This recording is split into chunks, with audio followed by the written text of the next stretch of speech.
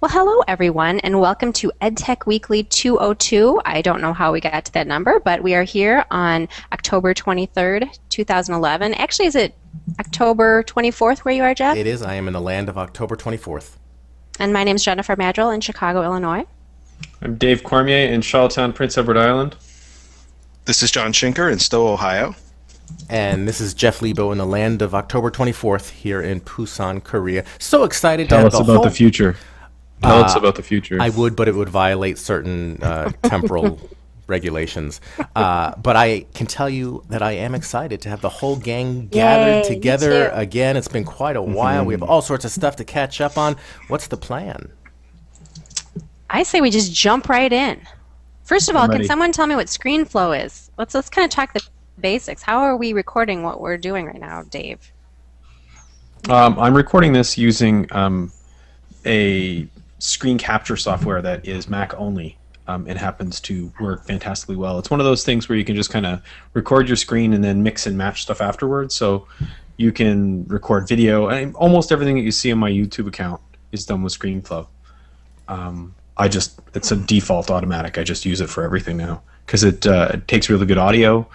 It allows you to resize and move stuff around after the recording. So if I want to sort of, put a big black square over every time Jeff's face comes in the middle of the screen, I can do that. And Does it work on the tablet? Does it work on the iPad? I wouldn't know. I've never tried that. And I'm sorry, this is Mac imagine only. Is it free? What's It's the Mac deal? only. It's not free at all. It's about $100. Oh. And Jeff, Well if worth you the were not investment. sitting on at a Mac, but you were sitting at a PC, what solution would you be using? I am sitting on a PC. I am using Screencast-O-Matic. It's a web-based recording tool. It's relatively light. It's free for up to 15 minutes. I have paid $15 a year for unlimited recording. And how about that old pesky audio, record what you hear kind of thing? How is that working? With Windows 7, it's a lot easier than it used to be. You still need a USB mic, but you don't need any virtual audio cables. So that part of it's gotten actually easier if you have Windows 7. Also, Camtasia, which I believe you use, Jen, now has that functionality built in. Well, I feel like we're catching up already.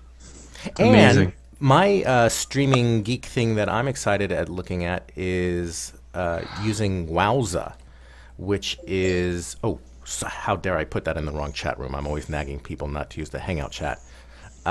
This is from Tim Owen's blog, and they've been using this at DTLT to stream pretty high quality video. They use the Amazon server. It costs $5 a month, and then you pay like 15 cents a minute when you're using it, and then you turn it off when you're not using it. No ads like in Livestream or Ustream. I've started to take a look at this, but have not got it working yet, but looks nice on their end. Speaking of DTLT, Speaking of, let's get caught up on that. first we should talk about what is DTLT. Please do. And none of us are particular experts on it. My understanding, this is Jim Groom and Tim Owens and I'm sorry, I'm forgetting the third person. There's two other people, but it's the folks kind of related to DS-106. They get together and do almost a daily show. They put together a little TV-like studio, and they are doing a lot of interesting conversations.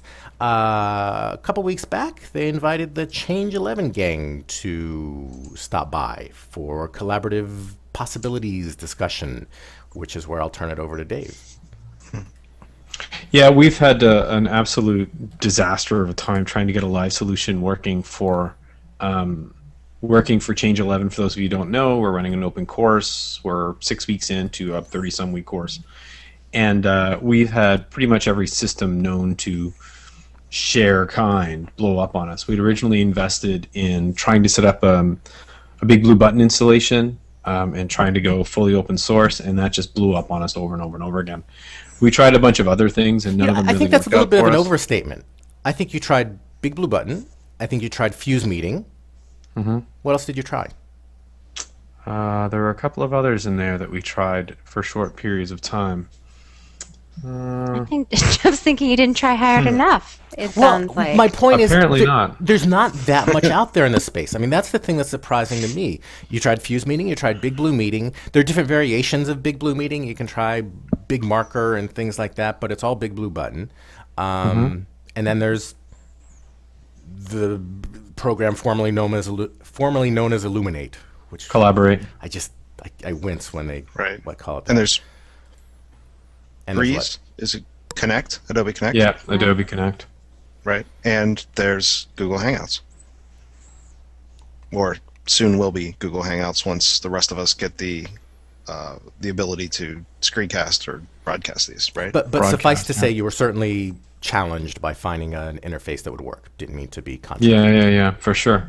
So those guys offered to have us out for a session. And from what I've seen, and I actually hadn't seen the comments afterwards, I was in that session for 35 minutes and then had to run. And apparently they weren't, I guess, impressed with the amount of interactivity that we did in the session. And, Well, you guys we had were two fine. sessions. You had the discussion with the TLT folks about, hey, this is what we do, want to give it a try. And then a couple weeks later, and one of the things was, well, we don't know if we want to use this for our Wednesday presentation sessions, but what about doing a Friday hangout and kind of follow up more informal discussion? Like, hey, cool. So you did this follow up Friday discussion with no speakers, just the three of you, right? And there was, I think, an audience of like 20 people, and no one particularly joined in. But I watched; it was a very interesting discussion. But what happened then? Dun dun dun. Are you asking me? Yeah.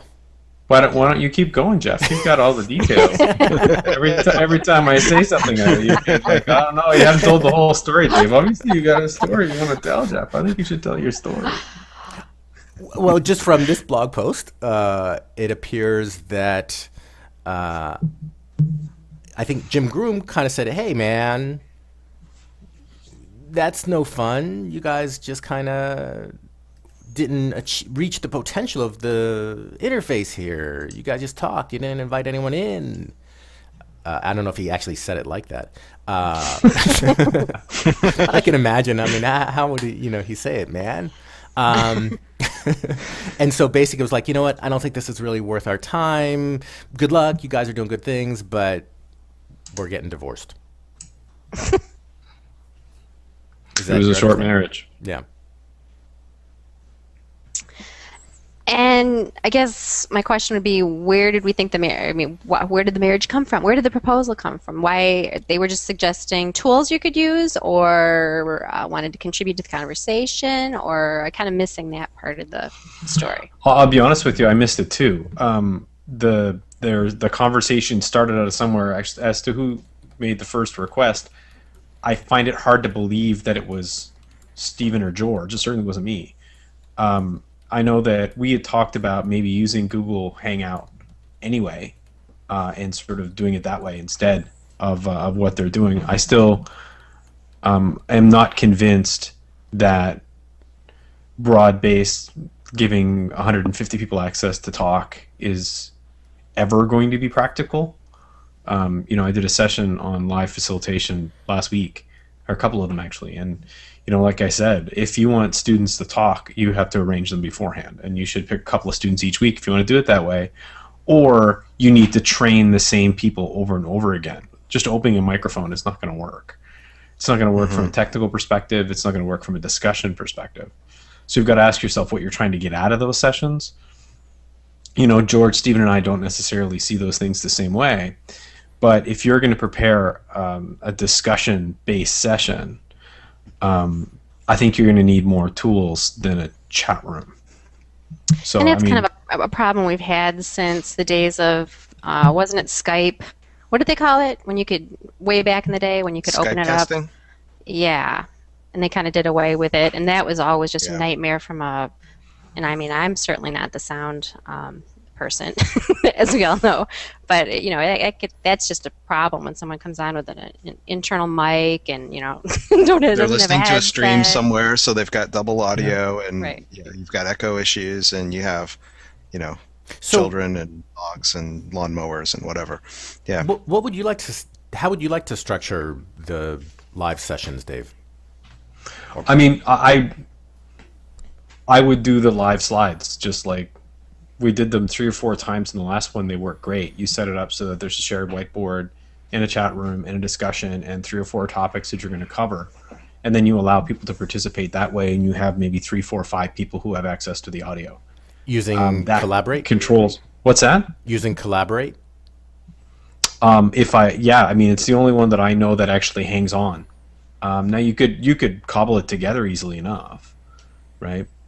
Particularly if you're willing to drop video out of the equation, things get an awful lot easier. It does But- break my heart, which I think is a loss. If I'm watching a presentation, really, without the video, like you've made the point of why bother doing this live? If it's just someone who's going to go through their slides and do the presentation that they normally do, what's the point of doing it live? They can just toss up the slides and some audio. Yeah. I feel like the video adds some functionality. And I have to admit, one of the points made in that post was, this is about open learning, and Collaborate is certainly not.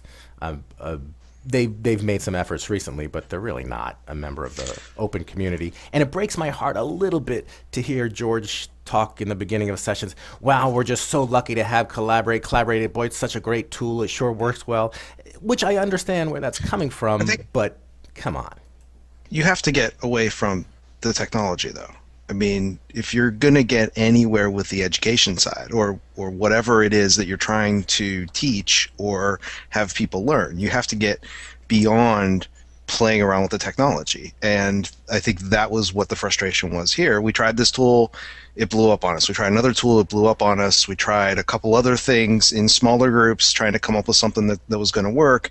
And the bottom line was we need to get on with this course and not be testing a new tool every week that's gonna, that is gonna basically embarrass the facilitators. Again, I'll tell you what. To me, the broad hypocrisy of that argument makes me want to throttle people.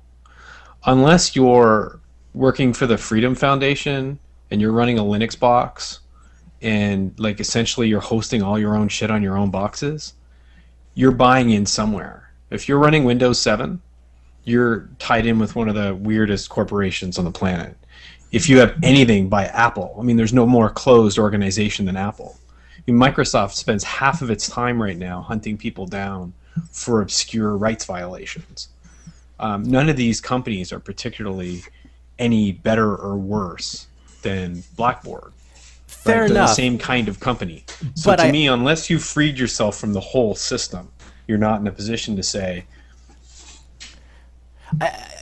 Fair enough, but I do think there's a difference between saying, "Oh, we're using this because we've got to use it. We couldn't find a better alternative," as opposed to kind of saying, "Wow, this sure is the great tool. We're so lucky to have it." And I do feel like there should be some effort made in a MOOC or this kind of open learning content for replicability, and Collaborate is not.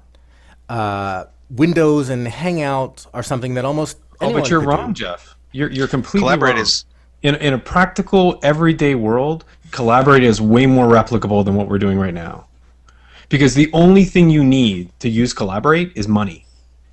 And in the education world, money is way more easy to get than skill.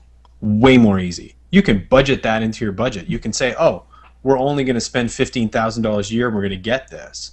Rather than we're going to find somebody with the technical skills to be able to hold together some kind of agglomeration of tools that's going to be able to do it. That's way harder and way more expensive. You can't put that on a budget line. You can't plan for it. You can't set it up. You can only magically have it if you happen to be somebody who spent a couple of years doing this. I'm and more has the time affordable on than the side of their Collaborate. desk to sort it out. Or, whereas with Collaborate, you can actually buy it. And just a reminder, how much does that cost? Anywhere between 15 and 100,000. Okay. But for a school organization. There are provinces that buy it. Listen, I'm not a supporter, but it's just to say that it's easier. It's not easier to do it the other way. I didn't say it's easier. I would like but it's to not, see. It's not any more replicable. And I know the people involved are, I know where their heart is in terms of open content. I know Stephen is not, giving Blackboard a big hug. But, I'd rather see, and that's why I was kind of sad to see this whole DLT collaboration crash and burn so quickly. Although they're not, they've got a nice little video setup TV studio that cost a few $1,000s to set up. Yeah. Well, they probably did that. You can do that pretty cheaply. I still feel like it saddens me that Collaborate is the most reliable option at this point. It saddens me that Big Blue Button doesn't work better, that DimDim is gone, that WizIQ just isn't quite there. And you'd think we'd have, we've got pieces of the puzzle working well. I think Hangouts are great. And like you were saying, I don't think it's that hard. I mean, yeah, a little bit of skill, but to share a Hangout. Just how many people in this chat right now can actually stream? Raise your hand. It is not for lack of skill How or many ability. people- It is for lack of effort. How many people out I can there stream if it's just me. are more talented than the people in this room, Jeff? Probably a lot. A lot of people. Oh. More motivated, I mean, skilled in terms listen. of motivation. Not really, though. I've tried to do it. I tried to set up a Red 5 server to do this. It's almost impossible. I'm sure somebody could do it, but I can't. And if I can't, then it can't be easily replicable. And I can guarantee that it's an awful lot easier to get $50,000 than it is to get Jeff Levo to come to your university and stream your stuff for you. Well, I'd do it for 40. So kind of setting the technology aside, kind of getting to the meat of why the synchronous was an objective people wanted to try to make happen. Was it, and again, I'm stepping in, not understanding exactly what the deal was, but was it to get the same type of open, spontaneous conversation you'd have, say, in a conference room or at a breakout room at a conference, or, what conversation was missing? It's a good question. Why are we doing synchronous at all? Well, that's the question that I ended up asking, right? So if the purpose is to have people... one of the key sort of questions about the MOOC in my mind is whether or not we're building an archive or whether or not we're making new knowledge right now. So if the idea is to actually sponsor a discussion now, why do we need to be involved in it as facilitators, right? So if John and, let me pull off, and Rainbow Hill and Roland Legrand want to have a conversation about this week's topic, they don't need us. They can go have a conversation about it, right? So I don't know how important it is for us. And the whole thing about the interactiveness, about the central conversation, where we have had this, we've been round and round and round in this, the three of us, we're not stopping anybody from having an interactive conversation. What we're saying is that for us, for the hour that we pull together, unless we have the time to set it up, it's hard to set it up inside of an environment that isn't Collaborate, that allows for a lot of interactivity. It's just technically hard. It's hard to get people to come in. It's hard to get people explained to it. It's hard with the language problems, with the different cultural issues across different countries. It's not easy to do. Can it be done? Of course it can be done. Jeff's been doing it for 37 years. But it's not, and there is value to that, I think. I don't know how valuable it is that everybody gets to interact with us. Well, and also we've talked about back channels for years and years and years, and I'm just kind of picking out little words as I'm reading through the critique. It seemed like that was really considered an inferior way for people to be able to contribute, but I know in sessions I've attended, especially like, say, for example, Alec Koros' class, those people just slam the chat, and I think that's some pretty awesome conversation, and there are links happening, and people are saying, hop over here, check this out, where you can't have 20 people all talk at the same time, but you can have 20 people type at the same time. So I don't think so. That's Having some thing. sort of interactive tool, whether that's a text chat or a whiteboard or something where people who are listening can contribute to the conversation, is important. And I find that all the time. I'm listening to, a podcast, or I'm listening to a radio show or something, and I want to contribute to that, and I don't have a way to do that, and it bothers me. Mostly because I've been around you guys too long. But Jeff, you're doing a lot of the live stuff. What type of interaction are you getting, and what do you find the value to be versus doing something asynchronously or a text chat? We've been doing the Coolcast Wednesdays 1400 GMT, and it's open-ended in the sense of whoever wants to click join this hangout can, and whatever people want to talk about related to collaborative open online learning, they can. And I like it. I mean, I like the open-ended part of it. I like the fact that every week we get one or two new people who've never hung out before and have kind of tuned in, and I like that energy. If anything, I think it might be getting to the point where I'd like a little bit more direction. I like it. For this, I don't think they can just toss open a public hangout and say, come hang out with George and Steve and Dave and the guest of the week, because they would spend a lot of time dealing with audio issues and whatnot. But I think and people have different entry points as far as even understanding what the topic is. Some people are have been talking about it for weeks, and some are going, "What's the topic tonight?" And I think that gets to be a problem too, right? And they've kind of, we're talking about getting into two-system mode where Wednesdays are presentations and Fridays are discussion, which I think makes a lot of sense. As far as the live component, I think people do. There is, since the beginning, I've been talking about there's a little bit of magic in live, and I think there is. You need some component of the unexpected. So I think if they had the panelist and a couple of the hosts and a couple other guest panelists, so that it's not just a presentation, it's here's my stuff, and then a discussion amongst the panelists while the chat is going on. I think that has value being live. And then on Fridays, try the open-ended, let's talk about not only the presentation, but everything that's gone on this week. And it's okay, have some hangout issues, have some audio issues, struggle through that, but encourage the participation in that. Then you kind of get the best of both worlds. Coherency and you need another participation. person. You need like someone handling a call queue or something like that. And I'm trying to draw an analogy to talk radio where they have somebody who's answering the phone, and that person is typing into a database, hey, this person is on line 7 and they want to talk about whatever, and that goes into a queue, and somebody's managing that and bringing people in when it's appropriate. But there's a whole lot going on behind the scenes there that we haven't seen in the stuff that we do. It's just, well, let's, I got a text chat or a text message from someone who's interested in talking to us. Let's see what they have to say.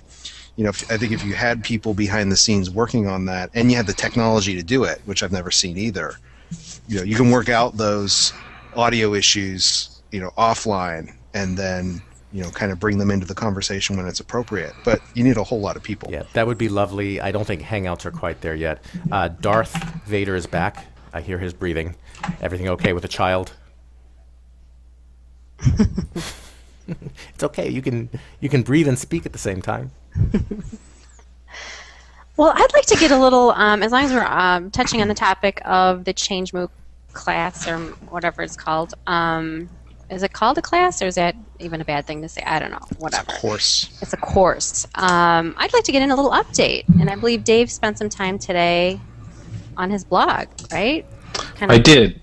One of the things that I tried to do, and what I often try to do in these courses, is every once in a while I'll stop and go, okay, so for those of you who have fallen behind entirely, here's kind of what happened in the last few weeks. So I just went through the first 5 speakers. Okay, it was Saraini White Abbas, David Wiley, Alison Littlejohn, Tony Bates, and Martin Weller.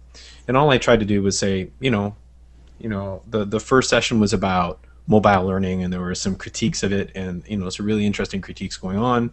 Here's the place where you can find some of the conversations if that's the one that you want to go back and look at. The stuff that Martin Weller did, the digital research stuff. There's some interesting stuff there as well. Just kind of going over those things and giving people a sense of like a taste of what those conversations were, both in order to allow people to catch up a little bit, but also people kind of feel like they need permission or they need to feel like they've got the first part done to do the next part, which really isn't true, I don't think. There's a lot of, John's going through that experience now where he's trying to sort of almost change the way that he looks at the learning process. He learns, and John's a great example because John learns how to do all kinds of things. He's brews beer in his basement, and he is now a fledgling coffee roaster. But he learns how to do those things in his own time, at his own speed, or he's been part of formal learning processes. But the MOOC kind of fits in between, right? There's a sense in which it's much more like learning how to brew your own beer when you do it in your own time, but it still has its own timeline. So it kind of gets away on you if you're not paying close enough attention to it. So that sort of change, that shift in scheduling, that shift in mentality is one of those things that you really need to do in order to figure the MOOC out, which is the whole reason why there is a daily newsletter. Whether or not it's being rolled out in ways that people like or whatever, not maybe as relevant as the fact that you need some kind of persistent presence in order to keep people tied to it. And I'm not sure what that is. And if I can just interject, because I want to hear from John, that is, I think, that's one of the things I like about Change 11. I think the newsletter adds a lot of value. It is easier to keep up a little bit. I feel like it's gotten less useful because it suffers from Twitter pollution. When I look at it now, I see retweets and it's just, I felt like for the first couple of weeks, here are the most recent blog post. There's no curation that I'm aware of happening there, which is why I think this post and maybe even some kind of weekly summary, or if it's happening in the ebook to feature that more prominently. I feel like some kind of grooming the rhizome makes it much easier to digest. Yeah, and I think that's exactly what I hope the ebook can become. In my sort of view of this, there are those people who engage with these things, and I don't understand how they do it, but they really love them, and it suits their style. The plan for the ebook was exactly that, was to say, okay, how do we organize it, not ahead of the time, but afterwards, and sort of try to curate that stuff a little bit, get enough people together with enough of the skills that they need in order to be able to do that. And we're halfway successful right now. We've got a couple of sort of group rewrites that are pretty good. I don't know that we have one full week that's actually finished, but they're all started. And a couple more people, more or less, in there is going to make a big difference. We got a couple new people signed up today, so hopefully they'll be the kind of will engage. Trying to get a decent, not product, but a end result. Like, are the people who are doing the work just automatically good at doing this, or are you getting some junk that you have to filter through? Some pretty serious professionals, really.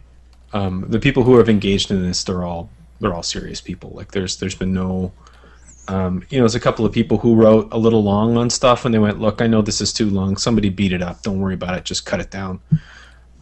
So far it's been really, we haven't had any big issues around that stuff. And you're leading this group? Lead. No, I guess from my I lead from the hammock. Yeah, good. Learning is formal and it's informal, and you mentioned a couple good examples of how I learn informally, and those are entirely intrinsic, right? They're things that I am interested in, things I want to learn about, and that's, making beer and playing the guitar and roasting coffee and whatever it is. And then there are the things that you have to learn as part of a degree program, where you have to learn as part of your ongoing continuing education, and those are things that you take courses for traditionally. And there's an extrinsic motivation there where you have to get the credit for this class. You have to complete all the requirements for the week and turn them in, and somebody's going to theoretically look at those and provide some feedback, and at the end you get a grade. And the MOOC is in between that, right? Because it's not, there are some topics that while they're interesting, I kind of have to be pushed a little bit in order to engage with them, or at least engage fully with them and get beyond I have a general understanding of what David Wiley's talking about, and never really get to now how do I apply that to my situation? Right. And how do I internalize that? How do I make that my own? And so I need a push to do that. And without having a professor or a cohort there saying, hey, you really need to spend some time on this, it can get away from me. And I think the other thing is the level of engagement. My initial plan for this was to spend about an hour early in the week becoming familiar with the topic for the week, and then spend another hour or so engaging with other people and reading what they're saying in social networks or in interactive chats or in blog posts or whatever, and kind of interacting with other people. And then at the end of the week, reflecting on that and bringing it into my own world and then posting some sort of reflection about it. Hasn't worked out that way. Partly because you can't interact with people until you're actually posting things. And it's hard then because you're reflecting earlier and then you're reflecting again later, and it just seems like I need to do a lot at the beginning and a lot in the middle and a lot at the end, and I run out of time. So it's been really a learning process for me in how to get something out of the MOOC without living in it. Any technical or structural wish list items that would make it easier for you to engage? I'm finding myself this fall spending an enormous amount of time in my car. I have a daughter who is not interested in doing anything that is less than 10 miles away from home. So I'm taking her to play practice, which is 2 hours long and is 45 minutes away. So I'm sitting there for 2 hours waiting for her. I'm going to choir practice, or I'm going to whatever, waiting for her to finish with something, piano lessons, whatever it is. So I'm mobile a lot, and I'm mobile a lot in places where I don't have internet access. And the one place where she has choir practice, for example, they don't. It's in a school, but they don't have Wi-Fi access and they don't have decent cell coverage. So I'm there. I find myself printing stuff out and taking paper so I can read it and comment on it, which is just seems like a really awkward workflow for me. So I need to kind of figure that stuff out. Like, how do I take something on the web and put that into a format where I can read it offline, and I know that there are tools to do that and I can find them. It's just a matter of me working through that process and planning ahead and saying, these are the things that I'm going to need, and taking them with me. But most if you of did the whole those course tools as are not podcasts, it quite would be ready really for useful. prime time yet when they read a blog post like this. Well, I'm not interested in that. It would be better if I had Jeff reading all the blog posts and All right. facilitating discussions about them and then putting that out as audio. That would be really useful. So do you find yourself, John, we'll use you as guinea pig tonight, following, I noticed Dave made a comment about a little disappointment in the lack of response to activities, that it sounds like each speaker is asked to kind of put together a tad bit of a structure. Do you find yourself following the structure of the speaker for the week, or kind of doing your own thing? Hardly ever. I mean, and I look at some of them, and it seems like they're trying to cram, and justifiably so. This is their life's work, and they're trying to distill it down into 1 week. And so, I've sort of budgeted 3 hours to spend on MOOC for each week, and it seems like they're going to teach a 15-hour course, or a 15-week course in 1 week. So I don't find myself even getting to that level where I'm able to participate at the level that the facilitators really would like. But I've seen that, in many of the cases in recent weeks where facilitators have kind of said at the beginning of the week, this is what I would like to do. This is where I would like to head, and not getting there and not really, at least from my perspective, even expecting to get there.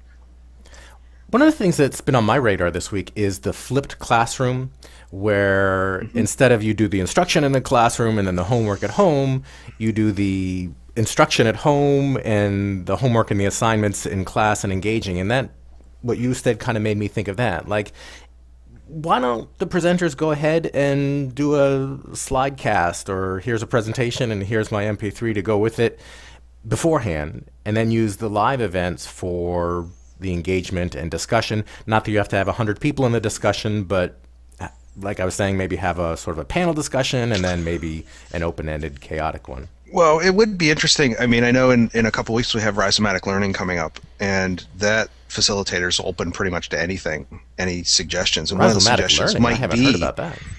instead of doing something early in the week or in the middle of the week that just introduces the concept, to have something on, Friday or Saturday even, that takes it to another level and requires some sort of interaction and assumes that you already know what the topic is and the basics about rhizomatic learning, and so then asks some questions and asks people to do something with it. I don't know whether that's appropriate or not for that particular topic, or whether the facilitator for that would be amenable to doing something like that. But Point of information, seems like what it is would this take it to another- rhizomatic learning thing that's happening? it has something to do with hops. That's all I understand about it. It tastes like Bishop beer. Swede. Or Bishop Swede. That's right. That's right. So yeah, no, what you say, Jeff, makes perfect sense, and is exactly what we've been trying to do, actually. So if you look at the session that we had with David Wiley, he didn't present, and it was meant to be a discussion, sort of interactive sort of session. The session that we had with Tony Bates was more of a presentation, but that's really what he wanted to do. And when Nancy comes next week, she's doing a video on Sunday, as you describe, really, and as John talks about. So it's doing a video on Sunday and then coming to do sort of a recap near the end of the week. Mm-hmm. So very much the way that you describe. So I agree entirely. That's think, Nancy White. Yeah, Nancy White. I get to follow Nancy White. Thanks a lot, schedulers. You could just copy and paste Dave Cormier. We're going to move you from week 9 down to, that's how this open stuff works, right? That's right. That's right. You're week 37 now. But and I truly have had zero time to even devote to it. But I think Dave started out Nothing talking but about. time. I know nothing but time. That this really is just like there's all this chaos going on in the Twitterverse and all these blogs, and people are working on all kinds of cool things. And it's kind of just an opportunity just to stop for 5 seconds and say, this person is doing this. If you're interested in it, here's some stuff that they think is interesting. Absolutely. And that's the thing where I've gotten to the point where I don't argue with people about this anymore. But in my classes, I try to prepare my students so that when they finish my course, they may get to the point of understanding some of the things that we talked about. Because I don't think that you internalize those things at point of contact. Like if you read an article and you go, wow, there's interesting, I think I can talk about this, its usefulness is sometime in the future, right? It's going to come out there somewhere. And so I try to leave my students with a learning plan when they finish my course. So what have I found out about in this course, and what do I think I might be able to do with those things in the future, so that they have a frame of reference to go back to the stuff they found there to be able to use it in whatever way. With this, it's the same thing. You're not going to understand all of the work that Martin Weller's done on digital research in a week. It's just ridiculous. You could read his book in a week, maybe, if you were in a hurry. But even if you read it in a week, more likely your usefulness for it would be 4.5 months from now when you're talking to your advisor about the value of digital research, and you're like, right, you just stay there 1 minute. And that's really what we do with this stuff, right? We create some kind of knowledge bit, it becomes a memory, and then we find ways to grab it when we need it. Too often, I think, we worry about trying to prove our understanding of it while it's happening. I don't think that ever happens that way anyway. So it doesn't worry me too much. I will say that my one takeaway so far from this MOOC experience is I know who these people are now.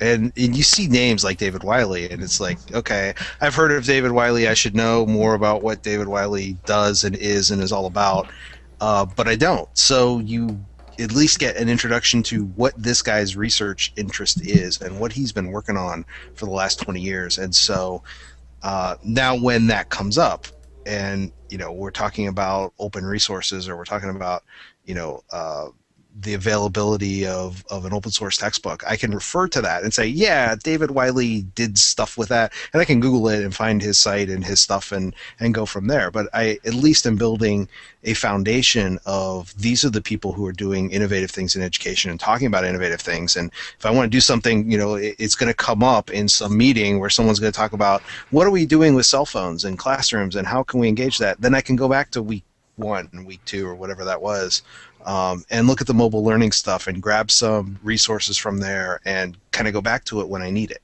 And if I can do the ebook properly, then you'll be able to just go flip through the book, find the right chapter, get the links you need, and you're done. Right. Which is my big hope for the ebook, is that if you participate in the course at all, however engaged you were, however much you sort of participated directly in these things, you've made those links, those initial connections. And then later on, like you say, you're like, oh, wow, there's this really smart dude talking about plants or something. What was that guy's name? And then you can go back and find it and actually make those sort of realizations that it doesn't really make any sense. And so would you guys say, sorry, go ahead. For a very interesting discussion about David Wiley, check out this YouTube video that I'm putting in the chat room. And I'm thinking it would be lovely if there's an audio available of this so John can listen as he's driving his daughter to wherever. But yeah, very interesting conversation there. And I did want to ask you, Dave, the last time we were together, you were sharing your thoughts and wonderments about this little project you were starting called Experience U, just, a handful of students kind of experimenting with open-ended stuff. My poor little project. How's that going? How's the education minister weighing in? Wow, this has been the most star-crossed project I think I've ever been involved in. I've been in a lot of weird projects. If you're not getting any emails from that newsletter, that's not a good sign. You see, we've had anybody above the age of 19 has found this a really, really, really exciting project. We've gotten support from all over the place. The students aren't coming. So we have a situation where the Minister of Education told every send a letter to every counselor and every superintendent on in the province suggesting that they encourage students to get involved in this project. And that had almost no impact whatsoever.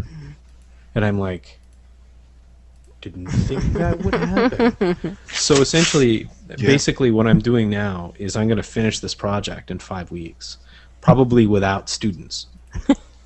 Wow. So I'm going to do this where, the deputy minister and I had a chat on Thursday, and he's like, I think it's a great project. I think we should run it again.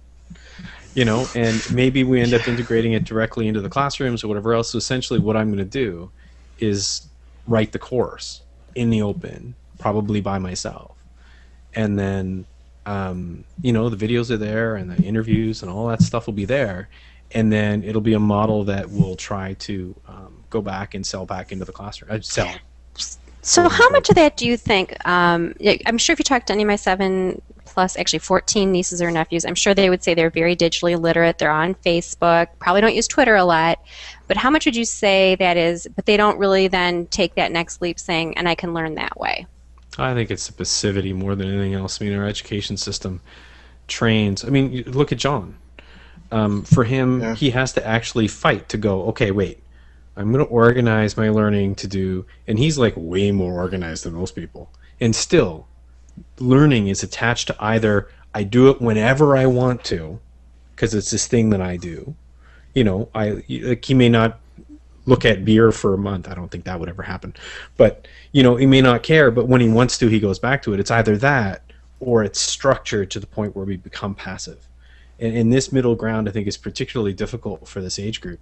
And again, I'm sure they have lots more fun things to do. I don't think Speaking of which, what about the social component?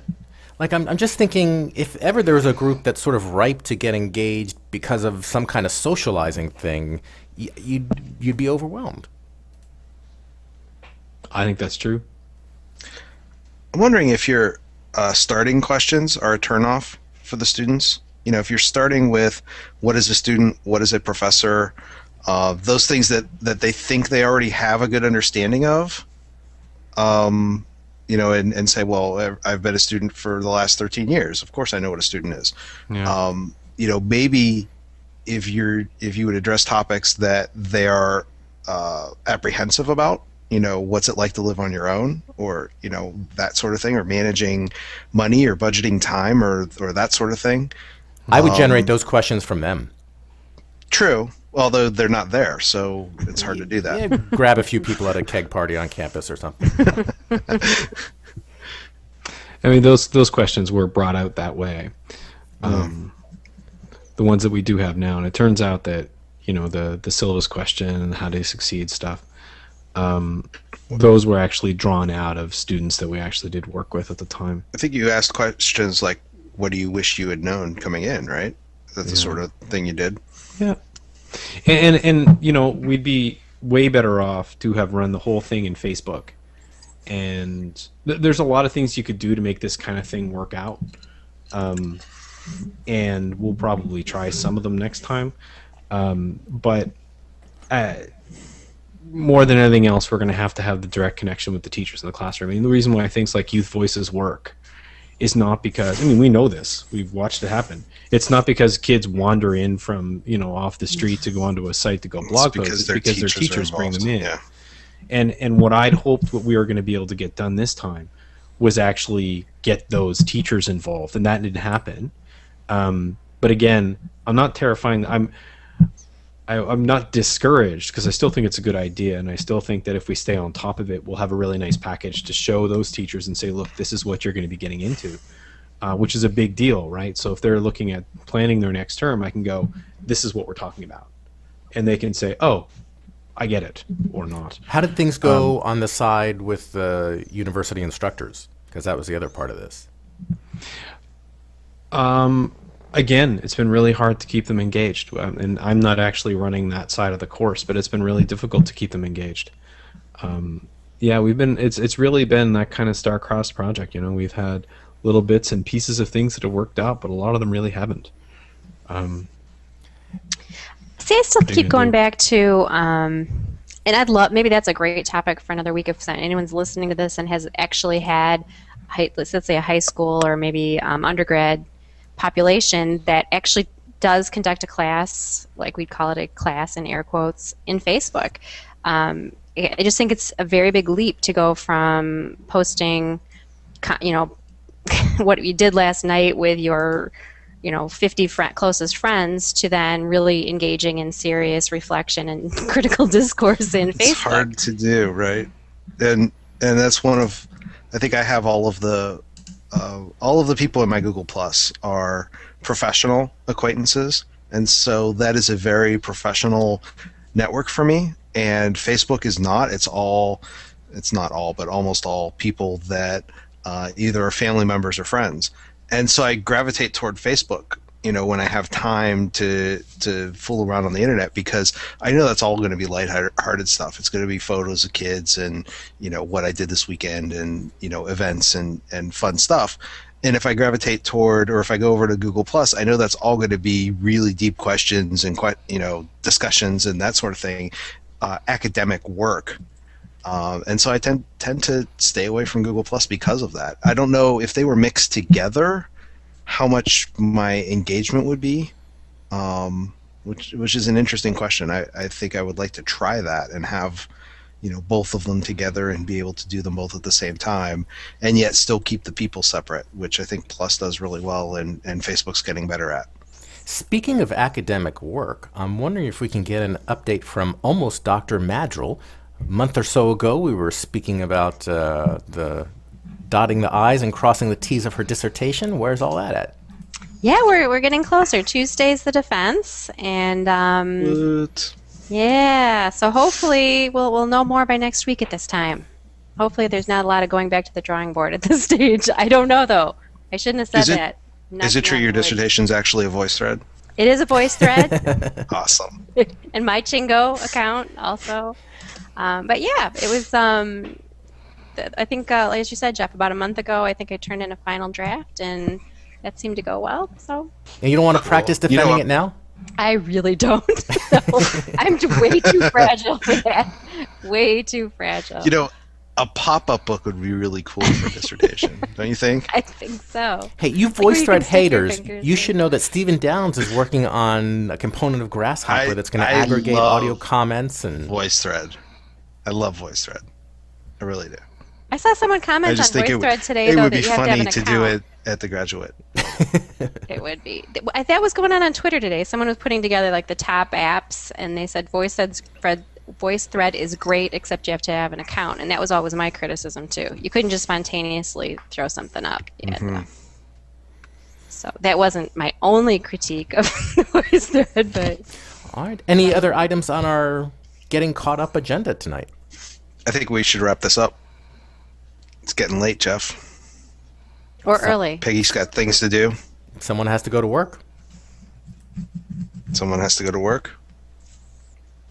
Oh, so what are we doing next week? Tablets. Tablets. Tablets. Duh. Okay, Come on. tablets. Oh, we got it. Peggy's like saying VoiceThread is getting better all the time. Yay! See? VoiceThread. VoiceThread's awesome. It won't go away. I love VoiceThread. Yeah. All right, wrap us up, Jen. Okay, well, thanks everyone for joining us. And we have no idea what our topic is next week, but if I have any control over gonna be anything, it will tablets. not be about tablets. All right. Ta-ta for now. Have a great week. Bye-bye. Bye.